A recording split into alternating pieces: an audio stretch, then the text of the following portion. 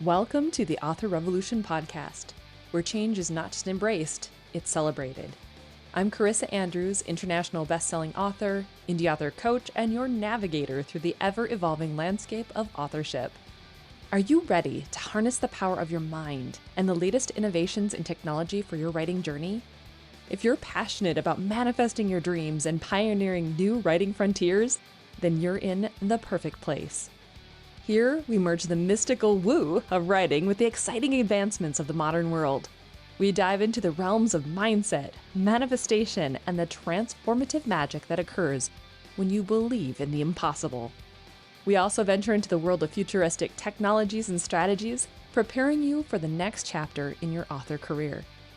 Every week, we explore new ways to revolutionize your writing and publishing experience.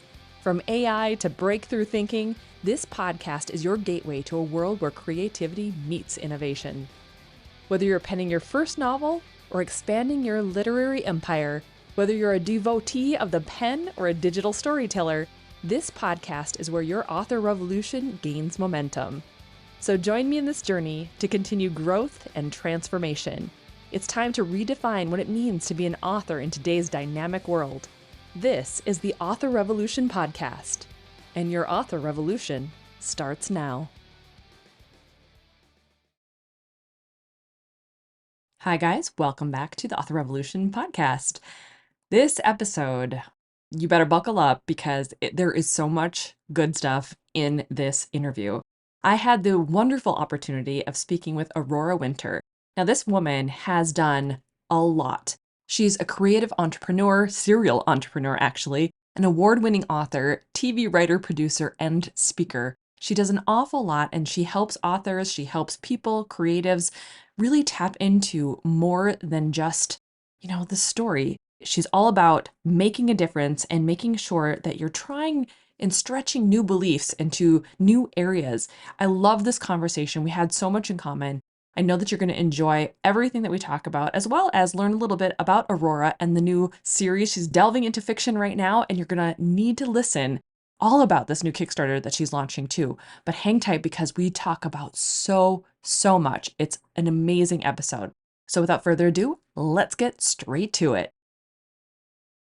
Well, hi, Aurora. Welcome to the Author Revolution podcast. I'm really excited to bring you on the show today because you and I were speaking just a little bit before we started. We obviously have so much in common, and I cannot wait to share you with my audience. So before we get too far in, do you want to share a little bit about yourself and who you are, what you do, so that my audience can love you as much as I do? Absolutely. Well, it's really great to be on the Author Revolution podcast with you. And I just love what you're up to. I think we have a lot of commonalities. I saw all your fantasy books and also that you help authors. And you're like me, you're interested in everything from manifestation to what's the latest AI. So I love that. Right? And mindset and neuroscience. I mean, that was another good one too. Exactly. So we have a lot of ground. We'll cover as much as we can. My intention is that people who listen to this podcast will get some tips that they can use right away to turn their words into wealth. I am a serial entrepreneur. I believe that entrepreneurs solve problems at a profit. So if you are solving a problem, or you could solve a problem with your writing or your work or your business, this podcast will help you get a few more tools how to do that. So I've been, I don't know, I think I must be a restless soul. I think I've launched a new business at least every decade of my life, maybe every couple of years. I've done everything from launch a yacht sales business that grew to the largest yacht sales business in Western Canada and a multi-million-dollar business from nothing. I launched my own film and television production company with a partner in England. We raised £5 million and made 8 films. I also launched a coach training company that really, I think, was a pioneer. It was a disruptor. You like disruptors. I love it. Yes, I do. And helped people learn new skills that were apparently, it was a Grief Coach Academy. And at the time, they said, you can't coach people through grief. They need therapy. And I'm like, no, grief is a normal and natural reaction to loss. And there can be a step-by-step process to get through it. So I believe I did my small part in changing how people think about grief. And now, well, I have a couple other businesses, but right now I help authors and experts launch as thought leaders. and I write nonfiction and fiction. I love that. I love that so much. It's like you definitely sound like me. I love, I mean, with the exception of changing your business every so often, I haven't done that. I've mostly just stuck with my author stuff.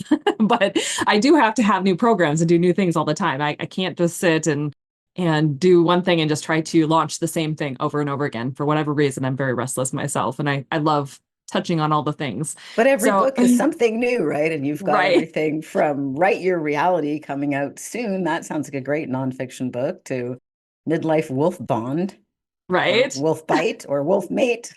Yeah, all the You things. got a theme going on there. Midlife wolf, everything. I love it. I love it.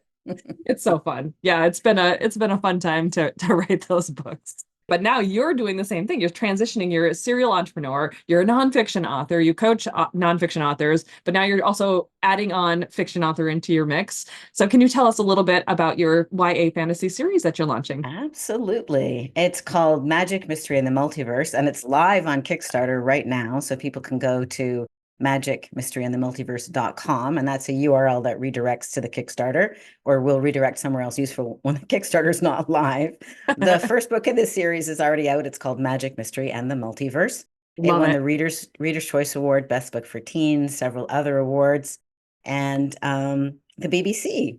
I just met with them 2 weeks ago, and they're interested in turning it into a TV series. So So good. it's a series of books. I've written three, but only one has been published. But right now, the second one is being launched exclusively on Kickstarter, and it's called The Secret Multiverse Academy. And I'm not launching a Kickstarter because I haven't written the book. I've written the book. It's So good. being professionally edited now, and for those who might be able to see this, The if you cover looks put a great clip, too. yeah, I had a Yeah. professional cover design. So the Kickstarter is my way of connecting more with my readers and fans or potential fans, and offering a bunch of really cool things that aren't available ever anywhere else ever. So Right. they have a chance to name a character or join Zoom calls or get, special edition hardcover books or have their name in the back acknowledged as one of the supporters. And also, my son has done such amazing artwork. So they're going to get some digital artwork that is just beyond what I can offer, on Amazon or normal things. And we're even going to Right. make posters. Oh, that's so great. So people can check it out and just go to magicmysteryandthemultiverse.com. You don't have to buy anything. You do need to have a Kickstarter account, but I think every author should be on Mm. Kickstarter and support other authors and just see what's happening. It's very lively community, and it's really fun to see what It different people is. are doing. It's very inspiring. And if you should ever want to do a Kickstarter, you should follow and support other Kickstarters and see, become part of that community and see what's happening. Anyway, Right. so I agree. anybody who likes YA fantasy that's fun, action packed, it's kind of cozy fantasy. So I'd say it's kind of like Harry Potter meets Doctor Who because the kids Love have an it. adventure in the multiverse, or fans of Percy Jackson or Good Omens or books along that line, like The Lion, the Witch, and the Wardrobe, will really like Magic, Mystery, and the Multiverse. And You why had me I at the should title. okay. I tested the title with teens, and they're like, "Yep, I had shorter titles, but Magic, Mystery, and the Multiverse was definitely the winner." Every time I tried to shorten it, Yeah. they're like, "No, we prefer this title." I'm like, "Okay, the readers are always right." But Yep. I have to thank COVID, ironically, for the fact of me writing these three fantasy books, because when I was 9 years old, I read The Lion, the Witch, and the Wardrobe, and the Narnia series just enchanted me. And I actually remember the moment of reaching up to get the last book in the Narnia series, which is called The Last Battle. And when my fingers touched the spine, I had this thrill of anticipation because I was one more book, but also I had this tremor of anticipatory grief because it was the last book in the series. And in that Right. moment, I realized that as writers, we are wizards. And with just black dots of ink on white piece of paper, we can transport somebody to another place or time. I'm like, that is so magical. I want to be a wizard like that. So at 9 years old, I declared I'd like to be a wizard like C.S. Lewis. I And then love that. when COVID hit, I'm like, hey, Aurora, excuse me, pardon me. I know you've written some movies that got produced, but since then you've been writing nonfiction books and you've been being very practical with your business. But what about that dream? Are you going to write that series or not? And so I decided to write I love that. I love that it. COVID actually inspired you to do that because it's so great. There were so many people that went into, oh gosh, almost like a zombie land. Like I can't do anything but watch cat videos on TikTok anymore. Like it was so crazy. Where the writers got to work, we were in it. We were like, what's changed? Like I'm still at my desk. Exactly. Like what did Brandon Sanderson wrote 4 novels and did his Right? whatever 10 Did his a million X massive million Kickstarter. Kickstarter. Yeah, he's a force to be reckoned with, that's He for really sure. is. But I think it's important to remember that we don't have forever. So Yeah. whatever dream is tugging at your heart, you can't put it off forever. And you don't want to be on your deathbed going, I really wanted to write that book, or I really wanted to be like Carissa and write 29 books. Write a lot of books all the time because why not? Serial book writer and course creator. Yeah, so I think a good question to ask is if not now, when? Ah, yeah, If not yeah. now, when? I actually got my MBA in 2015. My older brother, who's very successful businessman, he's like, really? What do you need an MBA for? You've launched all these businesses. People come to you for business advice. Well, people are getting business advice from me. I think I should have an MBA. So I got my MBA in 2015 in Italy, of all places. So that Wow. was fun. That made it a really unique experience. And we studied neuroscience as well. So that was very cool. That is so, so cool. But one of the reasons why I did it is this question, if not now, when? So I'd been thinking about getting an MBA, toying with it for like a decade. I'm like, come on, do it or don't do it. And in fact, I don't know that I really needed the MBA because I'd launched so many businesses. I had very practical understanding of business. But now I'm like, okay, I've got the MBA. This is as good as it gets. If you'd like business advice from me, I have the credentials as well as the track record. Hey, that's so good. I love that. I think it's so interesting how we do that. It's like we almost think we need this external validation, even though we have the practical expertise. Yeah. We still think that there's this other element that's gonna make us more credible if you go that route. You know? Exactly. It's Yeah. human beings who are kind of funny, aren't we? I love Wayne Dyer. He's like, being independent of the good opinion of other people is the biggest breakthrough you can have. Yes, that's so good. That is so Actually, good. he endorsed my first book, which is called From Heartbreak to Happiness, and it's an intimate diary of healing. And he was my first choice to have an endorsement, and that moment actually changed my life.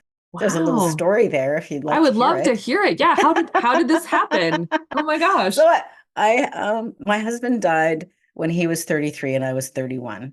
And Oh, I've been keeping a journal my whole life.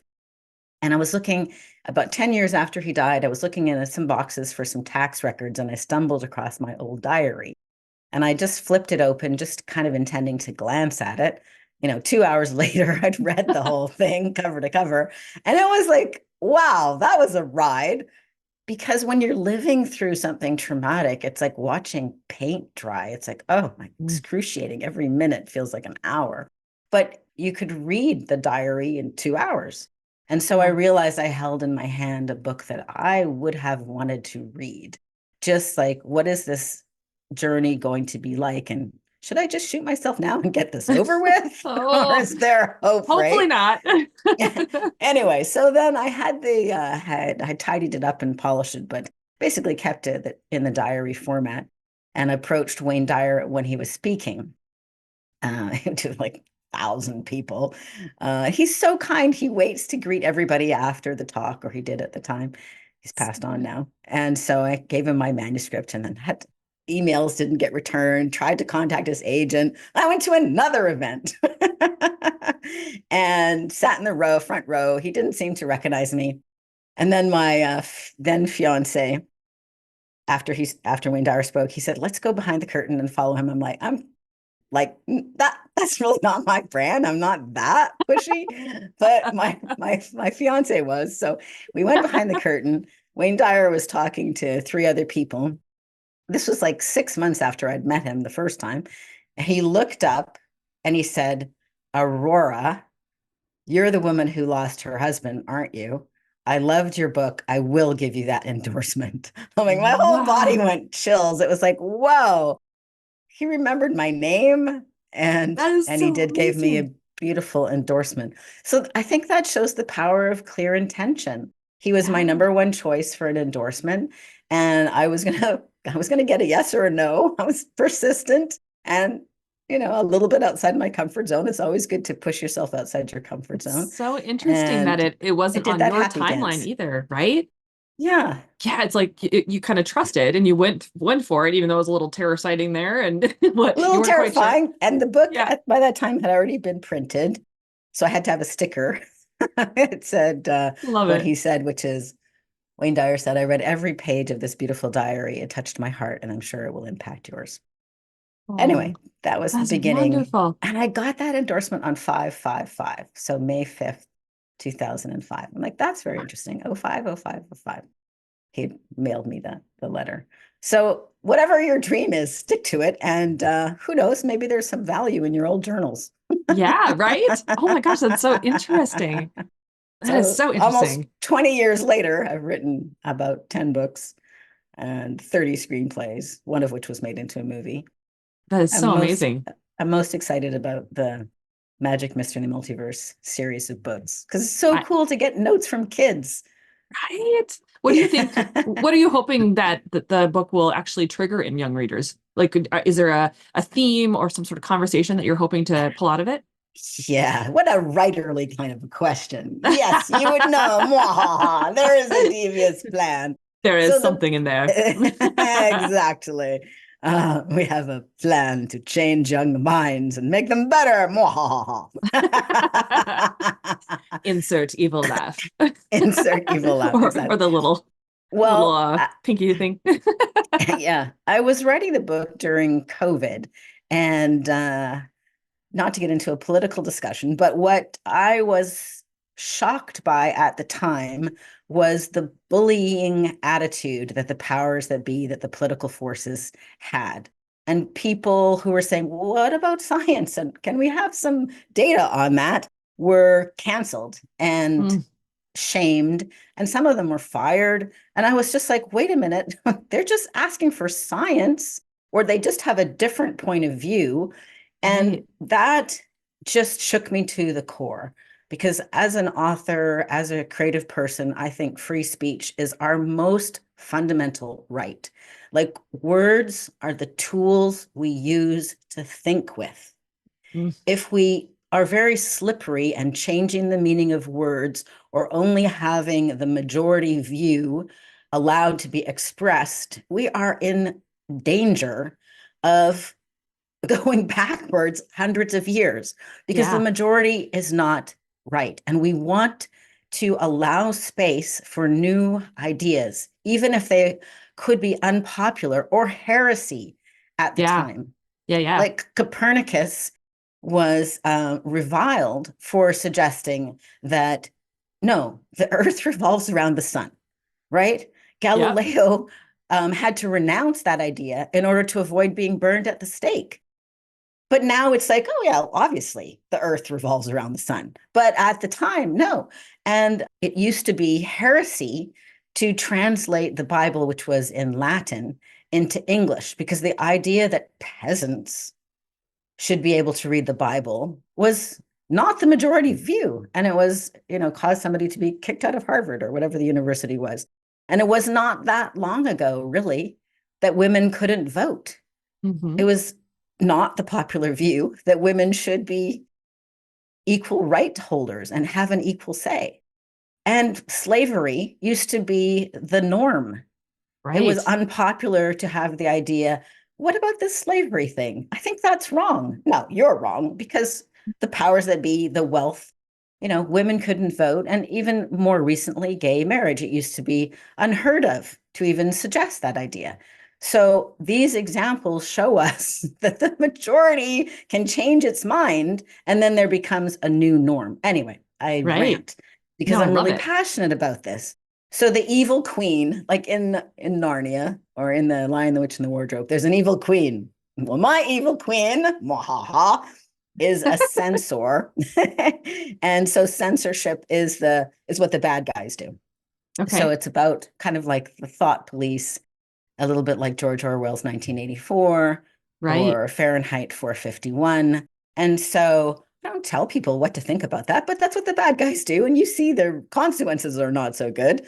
And the hero or heroine, Anna, she's a young teenager and she's trying to right those wrongs and and make things better. So that's one of the themes that I'm playing with. I love that. What a great theme to be exploring too, because like you said, so many people need to look at different perspectives and points of view without feeling as though it's like a physical attack on their own beliefs. Like you can entertain someone else's thought without taking it on, but there's so many Yes. people who don't and they just shut it down like it can't exist. Exactly. I think that it's much wiser, and this relates to neuroscience actually, I would to love to hear it. to consider the possibility that the other person who has a different viewpoint from you might have something to say of value. You don't have to necessarily agree with them whole hog, but you could try it on. Maybe there's something in there for you. Maybe this person is not coming to make your life miserable. Maybe they're on a divine mission to give you a gift. Who knows? Like if you have Right. that curiosity, things, and you know what? Things are not always as they appear.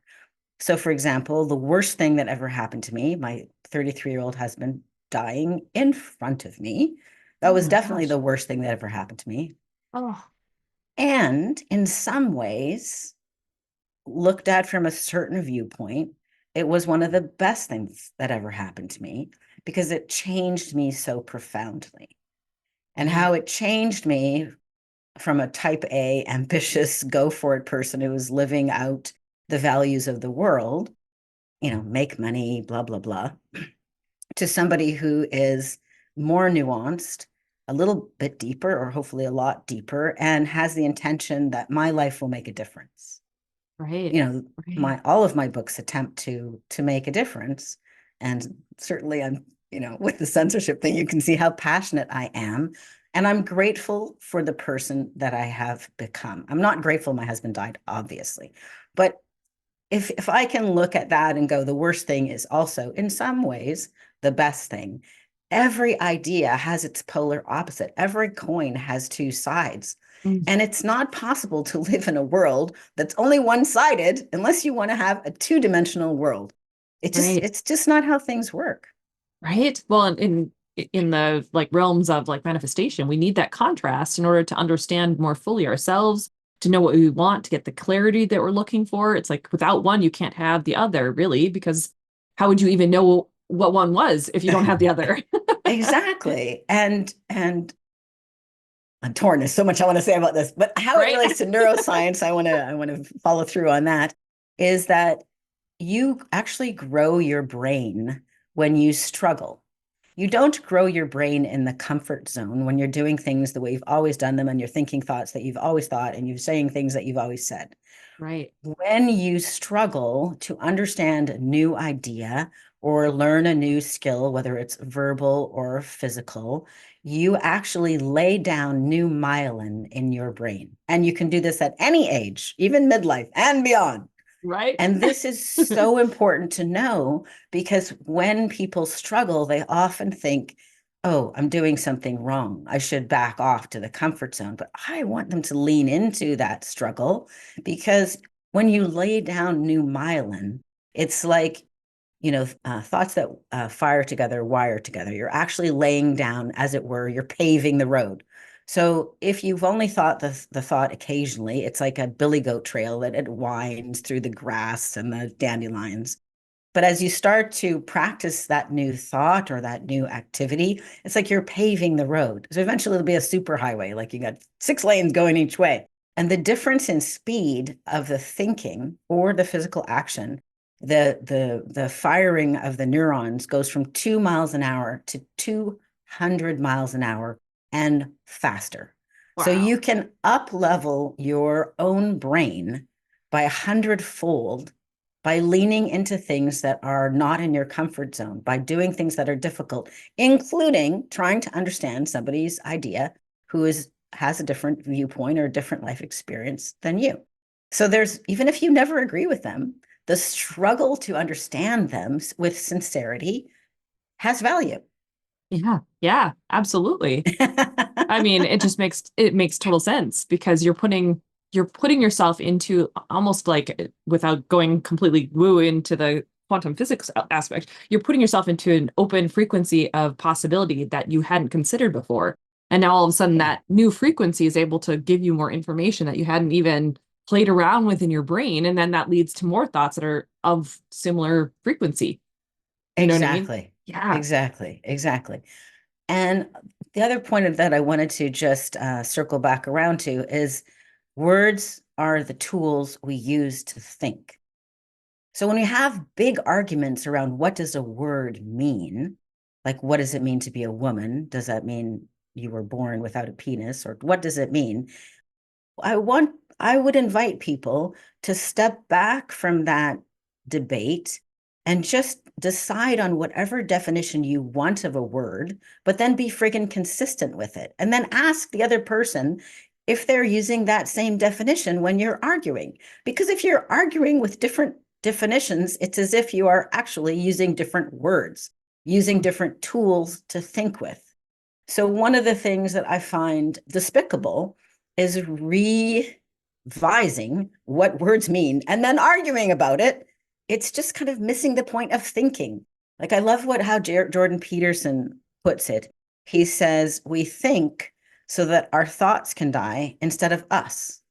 So thinking is super important. Arguing about words is not as important as thinking, but thinking needs the tools of the symbols that words are.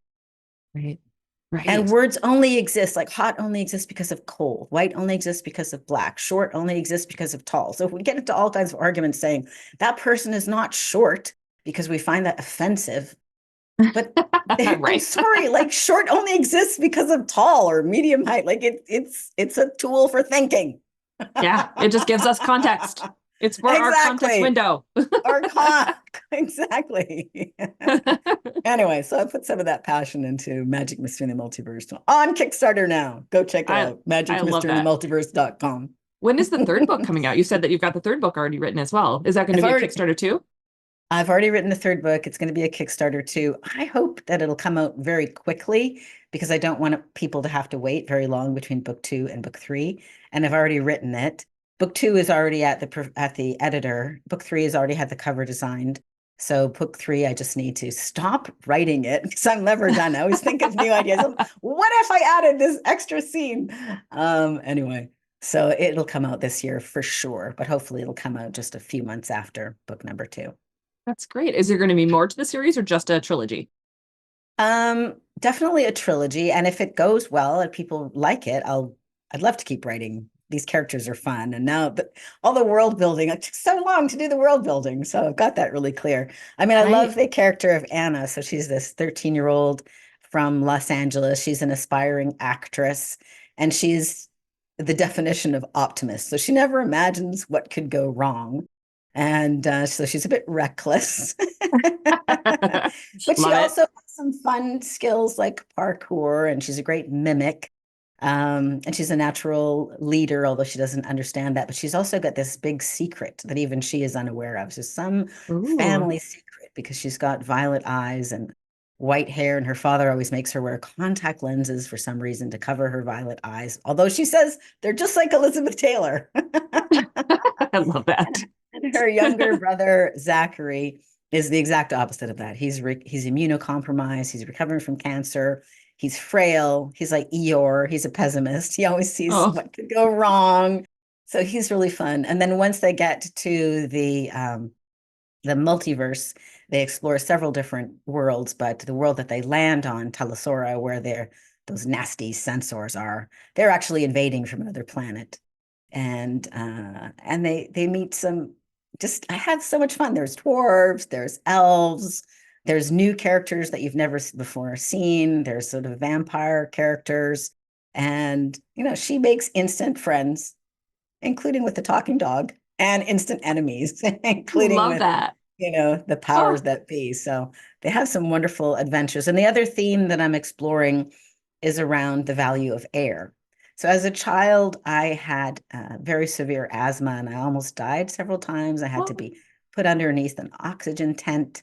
oh my So goodness. the other thing I wanted people to think about is another thing that we often take for granted is the value of air. Right. So the evil people from the future world, they've destroyed their planet. They had a nuclear war and they ruined it. But they think, well, no problem. We're just going to steal all the atmosphere from this more backwards world. So that's their evil plan that Anna has to stop with her new friends. Oh, so interesting. I love that And you genre bend too, that it sounds, even though it's on another planet, it's also got a lot of the fantasy elements tied to it yeah, as well. I did yeah. that in my first series too, where it was like it tied like for me, the entire time I was writing it, I thought it was a fantasy series. And my best friend was like, Carissa, it's on another planet. Like I was like, oh yeah, I guess you're right. Like didn't even occur to me. It's so funny. Oh gosh, I love those genre bending books and series. Thank That's so good. you. Thank Yeah, you. That is kind of fun. Well, and the second one is called the Secret Multiverse Academy. So like Harry Potter, they go to the sort of magic school. that's so cool. I can't wait to read all of these books. These are going to be amazing. Well, I'll definitely be obviously once, I mean, as of recording this right now, the Kickstarter isn't open, but I will be joining it once it's open. Awesome. Awesome. Great. Because that's amazing. I Are think you'll we like it. are we able to get book one in the Kickstarter too if we hadn't gotten it yet? Yes. Okay, Yes. then I will wait So until everything opens. yes. So if there's an ebook level, and so basically I bonused the book one ebook with the ebook of book two, or you can get them both as hardcovers, or there's various different Perfect. options because I want people. Although book two is standalone, I kind of like them to start with book one. So I Right? made A it little easy to get. context again would Exactly. make sense. I love that. Okay, I want to transition really quick though into like some of your nonfiction, specifically Turn Words into Wealth, because it discusses generating seven figures through storytelling, which I know a lot of my audience would be like, "What? What are you talking about? This sounds amazing." So, how can fiction writers or nonfiction writers apply the principles in your book to their own work? Great. Thanks for asking. Yeah. Turn Words into Wealth shows seven different ways to generate seven figures with a book. And I want to tell you that way number 8 is by selling $1 million worth of books. So, Go figure. but the more popular or the easier to achieve seven different ways, which I detail in the book Turn Words into Wealth, which is available on Amazon. I'll just quickly go through them. And in the book, I give examples of how I've done it, or my clients have done it, or super famous people like Mel Robbins or David Goggins or Jordan Peterson have achieved these kinds of things. I should add probably you to this list because you also have your, 10 fingers, 10 pies. You've got various different things going. Okay, so just really quickly, and if you want to know the details of how to execute this and see the examples more clearly, grab a copy of Turn Words into Wealth. But the number one way to make seven figures with $1 million message, which is usually expressed in a book, but it could also be a pitch. Like I've worked in Silicon Valley and helped people design pitches, get really clear on their message, and then raise capital for a startup. And everybody I've worked with has raised 7 or 8 figures as a consequence of having their message nailed down. But usually it's also in a book. So number one, attract premium clients at premium prices by being the go-to authority. Number two, attract investors and launch a startup.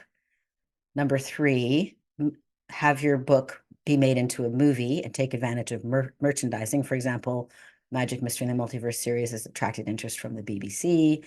They're talking about a series. Talking about it doesn't mean it's going to be made, but that's a good step in the right direction.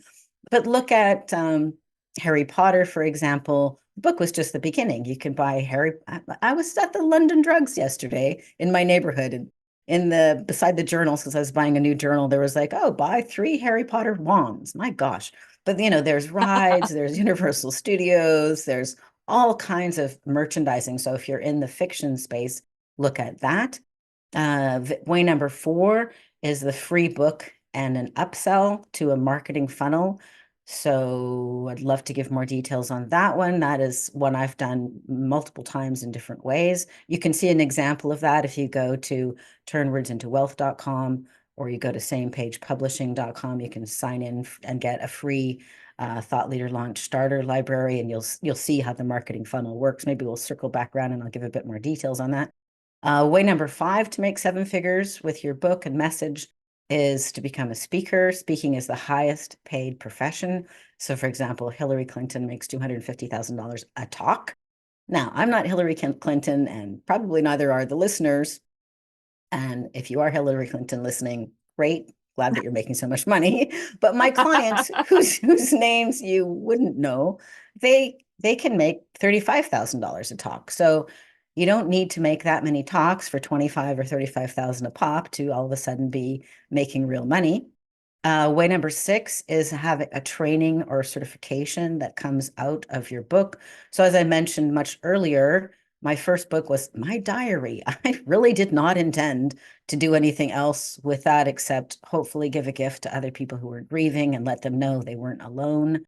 But that book brought people to me who wanted my support and wanted my help. And I'd meet people for tea or coffee and support them. But then eventually, I started coaching people through grief. And eventually, 2 of my clients said the same thing to me in the same week. They're like, I love my therapist. One said, I've been seeing my therapist for 6 months. The other one said, I've been seeing them for 2 years. But you helped me more in that one session than they have helped me. Can you show me how to coach the way you do? I'm like, okay, I guess that's a message from the universe. So I launched the Grief Coach Academy.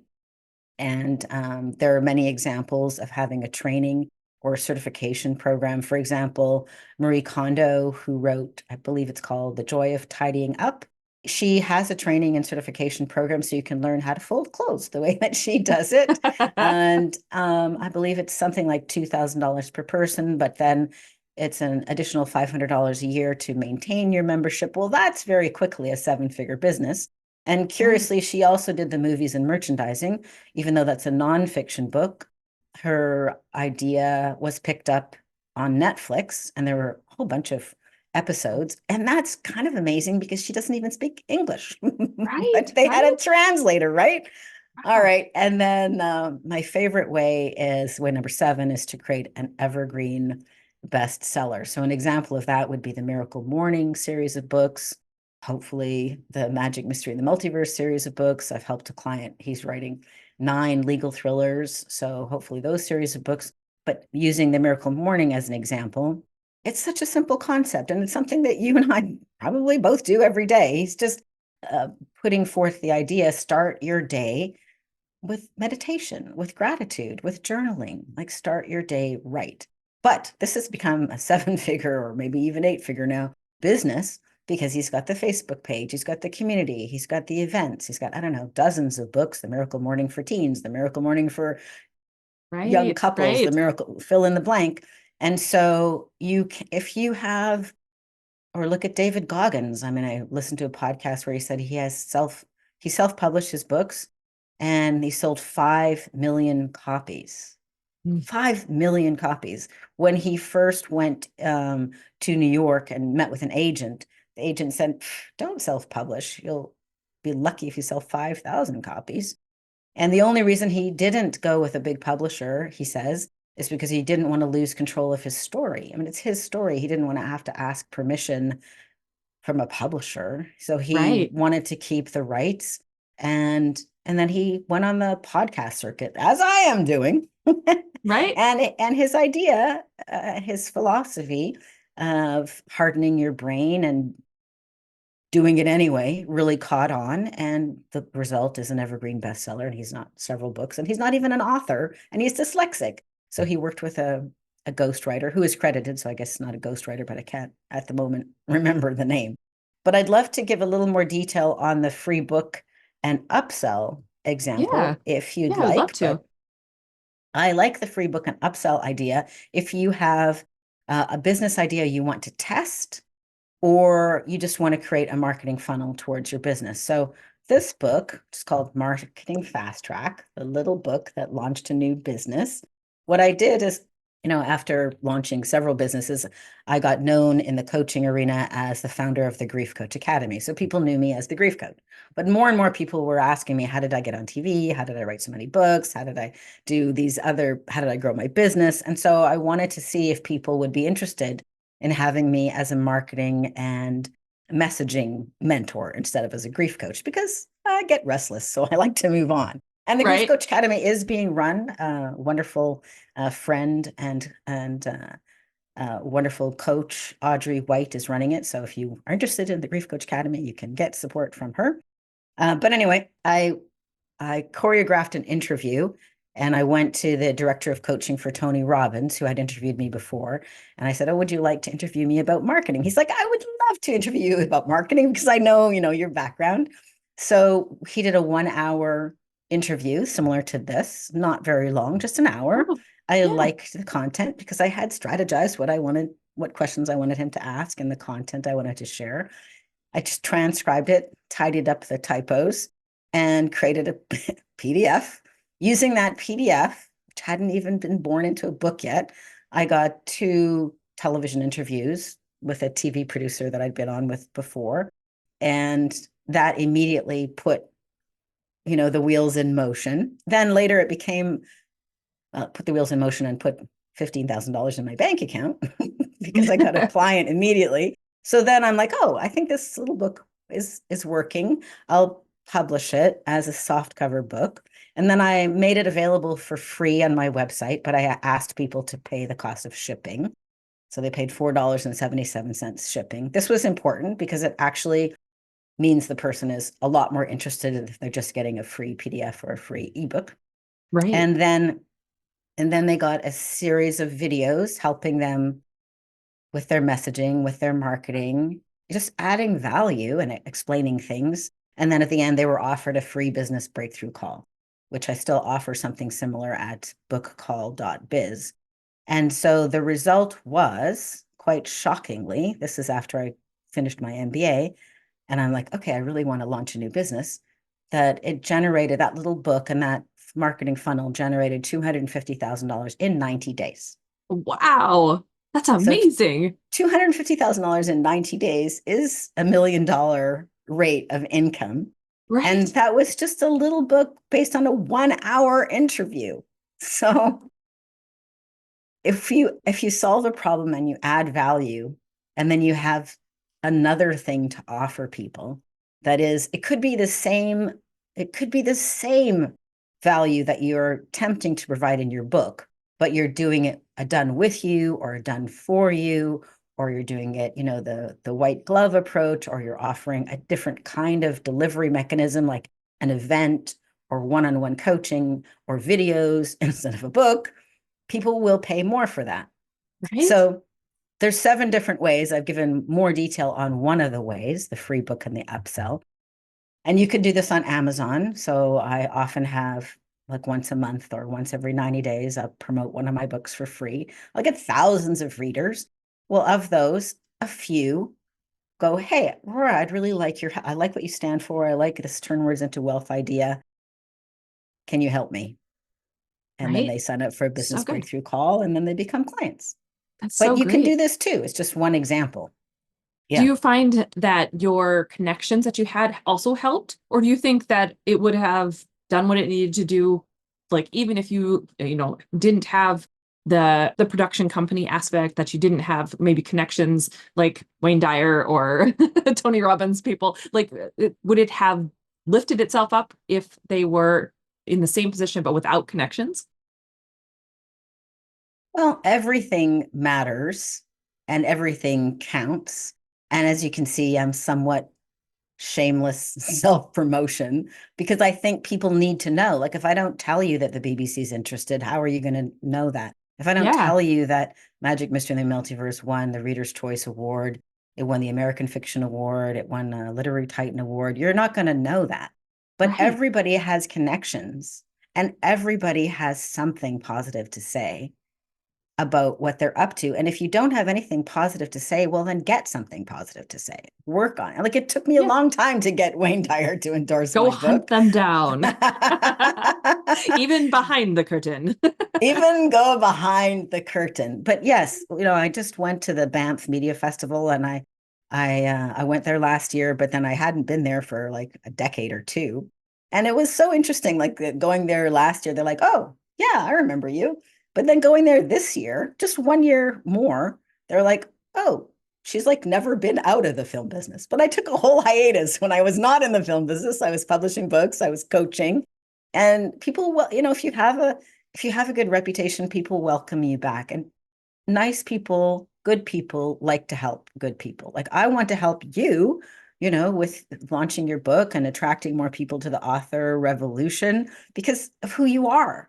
So I challenge the thought, anybody who's listening who might be thinking, oh, well, Aurora could do that, but I can't, or Carissa could do it, but I can't. Start your morning with meditation and maybe Yes. make a Yes. list of 3 things that you've done that are great to put yourself in the right mindset. We all focus on what's missing or what's broken or the shoulda, coulda, wouldas, but we need the discipline to also acknowledge the things we did right. Like okay, real quick, I want to give people homework. Yeah, I love when it. I Let's go do to it. when I go to sleep at night, I always give gratitude for 3 things that went well during that day.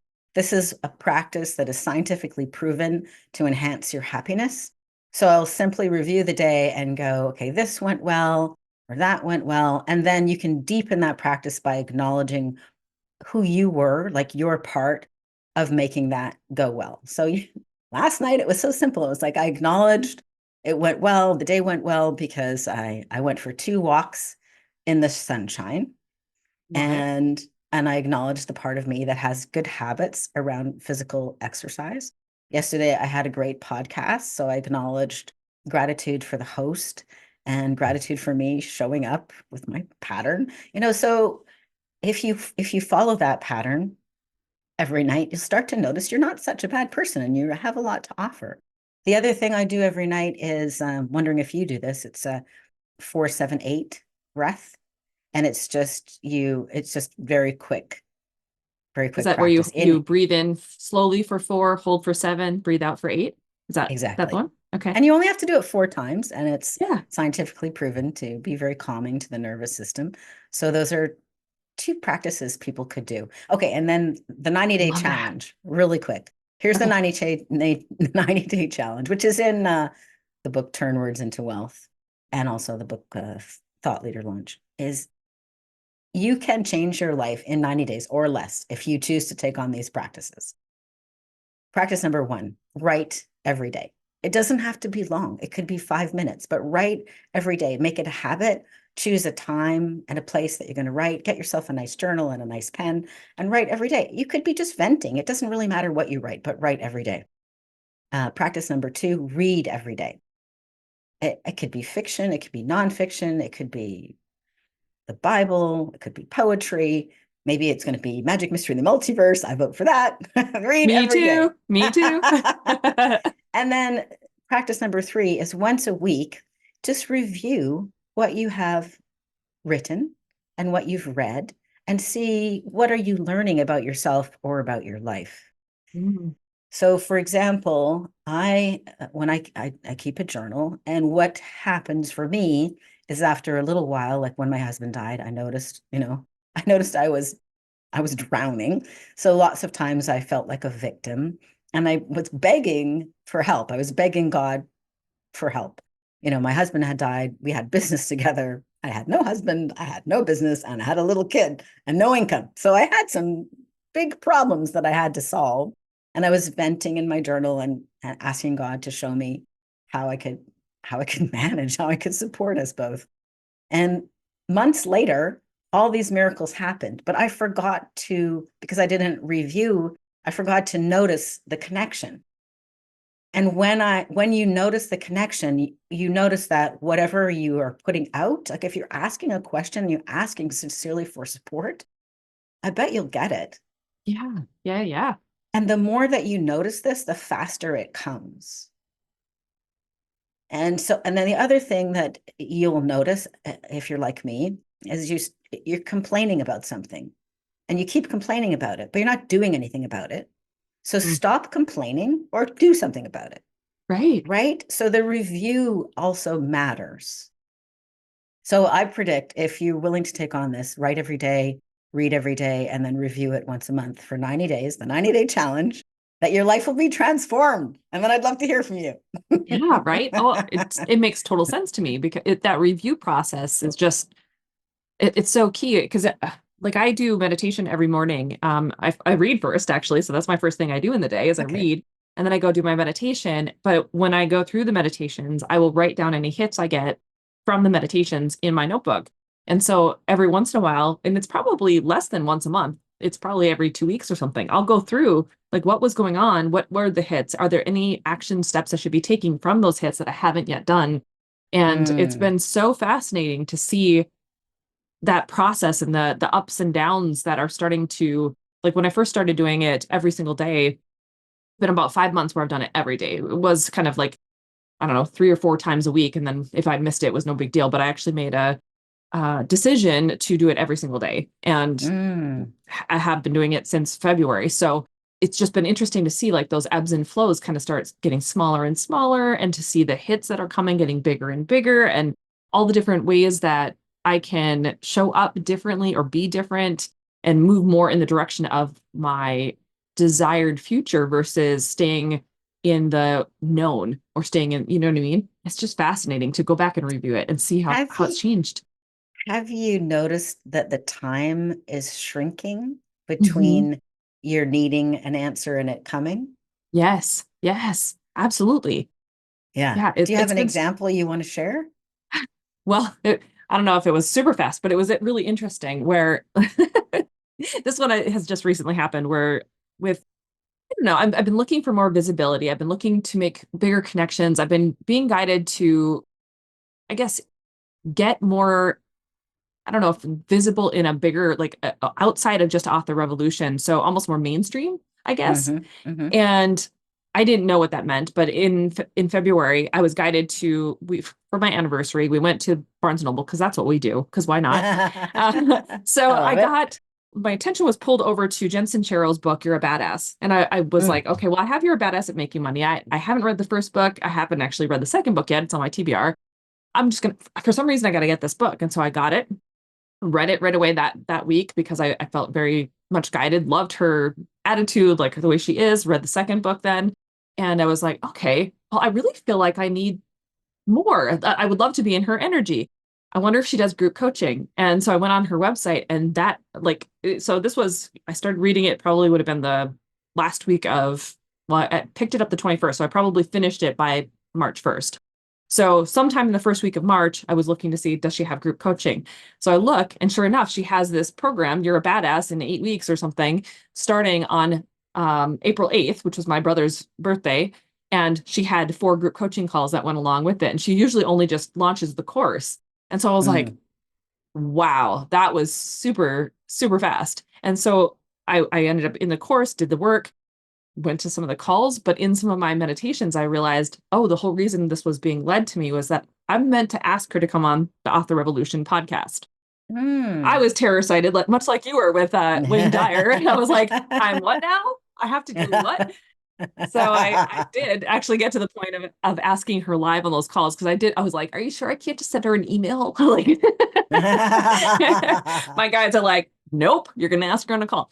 Good So I for did you. ask her. And Uh-huh. so it was like in the time that passed, like it took me a month to finally get to the point of asking, even though it wasn't on like I was like, okay, it's not on my timeline, fine. Because her coaching calls were 2 weeks apart. And so when I Right. went the second time to ask, I was like right at the end of all the people. So I got bumped to the next week. So I had to wait a month in between knowing I have to ask her this question and actually Oh doing it. gosh. So then I finally did it. I asked the question and it took another month before she finally said yes. Oh, So she's coming yay. on the show too. But it was very like it's those sort of things that kind of happen. And while, Yeah. it's 2 months apart before all this stuff came into being, it still feels fast, if that makes sense. That was fast. And also you were growing your myelin because you were not in your Right. comfort zone, but you did it Oh, definitely anyway. not. And that's how we grow. It's like when we get those little nudges, and then we actually do the thing that's Yeah.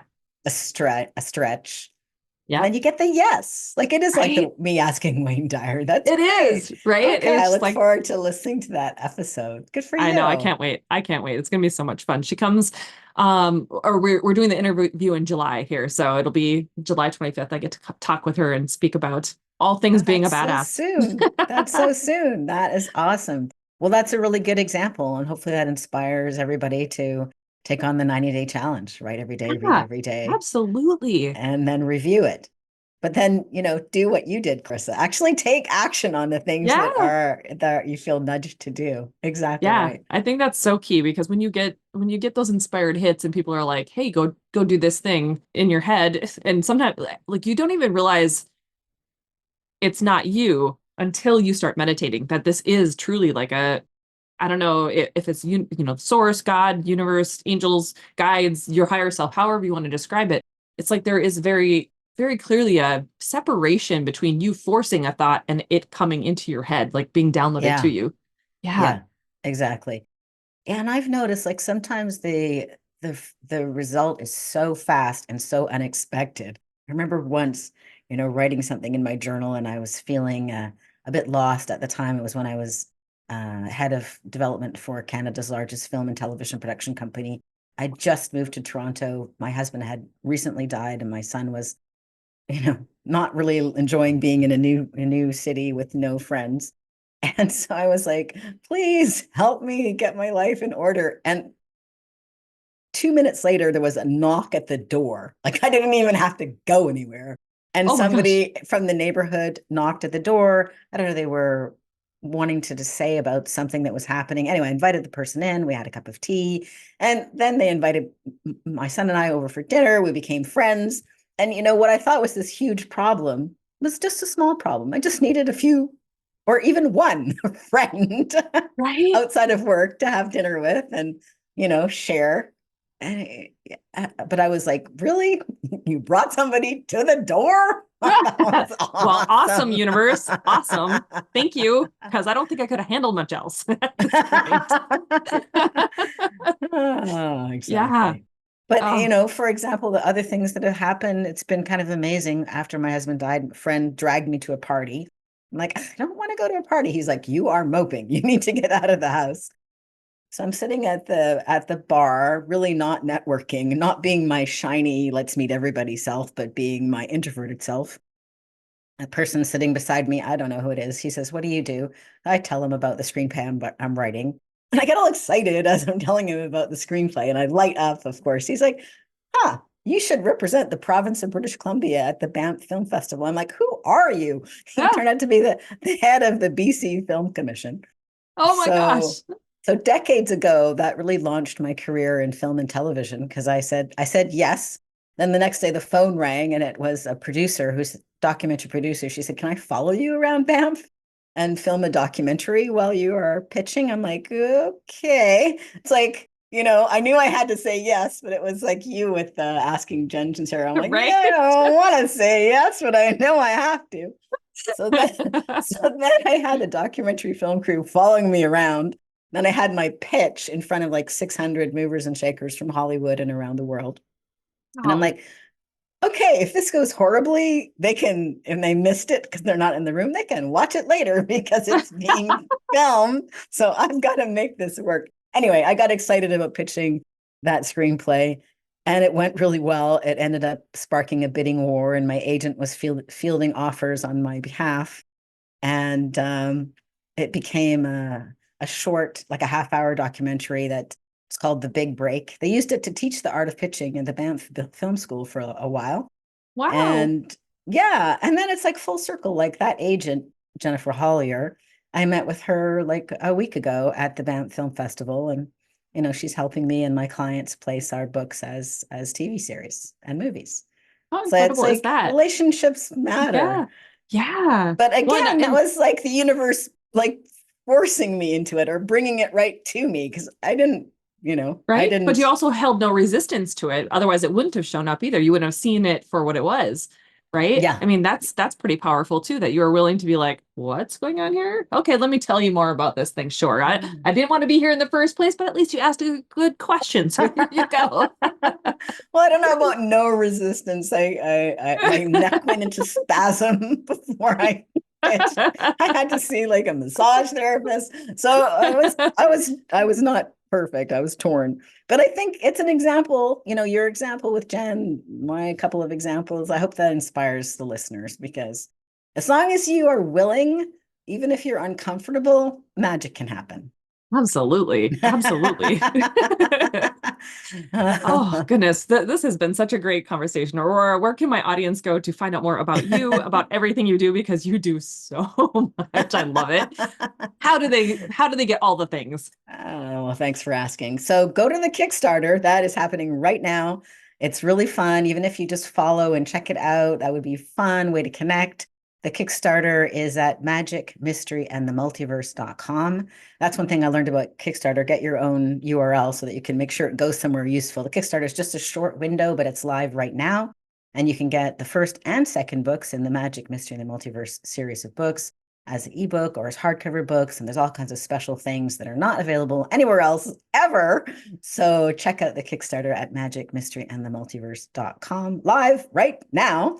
And then if you want to learn more about how to turn your words into wealth, I think the best place to start is go grab a copy of the book, Turn Words into Wealth. It's available on Amazon. And if you'd like to learn more, you can visit my webpage, which is my name, Aurora Winter, AuroraWinter.com, or my publishing company is called SamePagePublishing.com. And if you'd like, you can sign up to get either some fantasy emails and goodies on the fiction side, or you can sign up and get the free Thought Leader Launch Starter Library, and you'll get some books and some videos. And then if you'd like help with your book and your business and launching as a thought leader, you can sign up for a business breakthrough call at bookcall.biz. So good. So good. Thank you so much for being here and sharing so much of your knowledge. We're definitely going to have you back. Absolutely. You are awesome. This was a treat. Well, Thanks, Clarissa. well, there you have it, guys. Isn't Aurora amazing? When I first brought her onto this podcast, I didn't quite know what to expect. I knew we were going to talk about her Kickstarter and her new fiction series. I knew that we had kind of similarities, and I knew that she was this multi-passionate entrepreneur as well. I just didn't know quite how powerful her wisdom was going to be, right? She brought so many golden nuggets, and I'm still like thinking about all the things that we discussed and all the different ways that I can incorporate, the gratitude at night, and the way that you can include the 90-day challenge of, doing your reading and your writing and your review every single month, and how that's kind of already been a part of my process. I mean, there's so much good stuff in there, and I can't wait to dig into Turning Words into Wealth. That book is on my list. It's the next book that I'm going to be reading. It's just, I can't wait. And there's so many good things. Of course, when it comes to the Kickstarter, I've already pledged to be a part of that, because, I mean, magic, mystery, and the multiverse, who wouldn't want that? That sounds so awesome. And it's so similar to the types of stuff that I personally love to write. So it's so great. At any rate, I hope you enjoyed the podcast interview. I hope you enjoy Aurora as much as I do. I will make sure that the transcript is in today's show notes. So head over to authorrevolution.org/242 to be able to get in on that. But I will also include all the links, like links to Aurora's books, links to her Kickstarter, to her website, to the booking a call if you want to talk with her, all of the things. They're all going to be there. So again, authorrevolution.org/242 to just make life easy on yourself, right? That's a good place to start. Speaking of making a difference, one of the things that I wanted to announce to you, because it's all about making a difference for me as well, right? My meditations, my goals, all the things that I'm expanding into, it feels like things are shifting and I'm not quite sure what it looks like or how it's going to get to work. And now, one of the ways that I'm going to be shifting is that I've actually revamped my YouTube channel.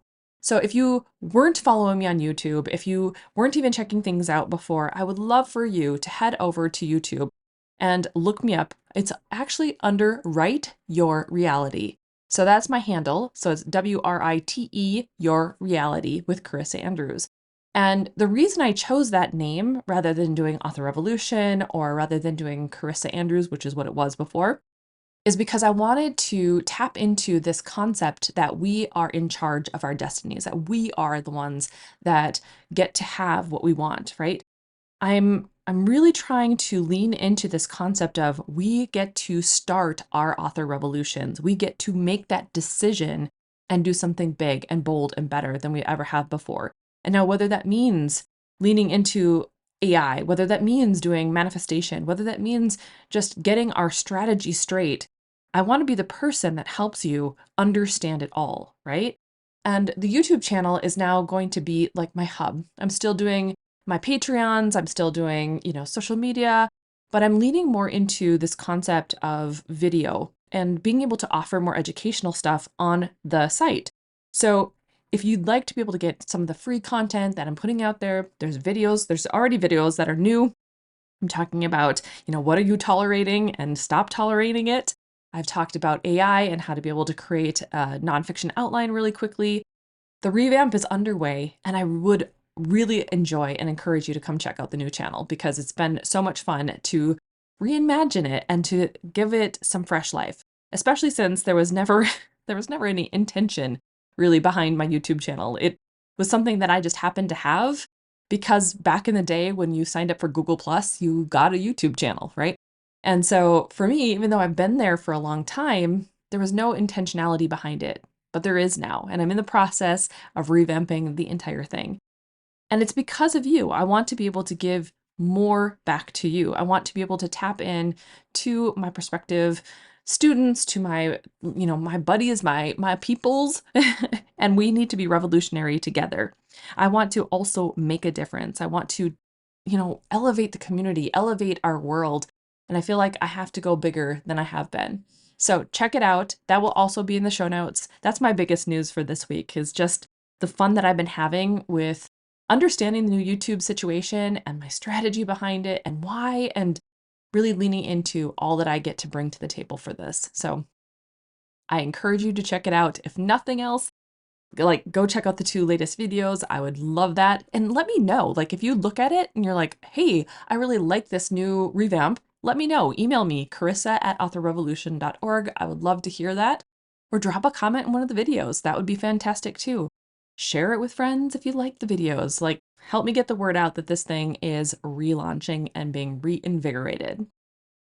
All right, guys, here's the thing that I want you to walk away with. Here's the message that I stand for. Here's my go-to statement that I think, hopefully at this point by now, you kind of have heard before and you know. But it's the powerful part of what this author revolution stands for, yeah? Go forth and start your author revolution.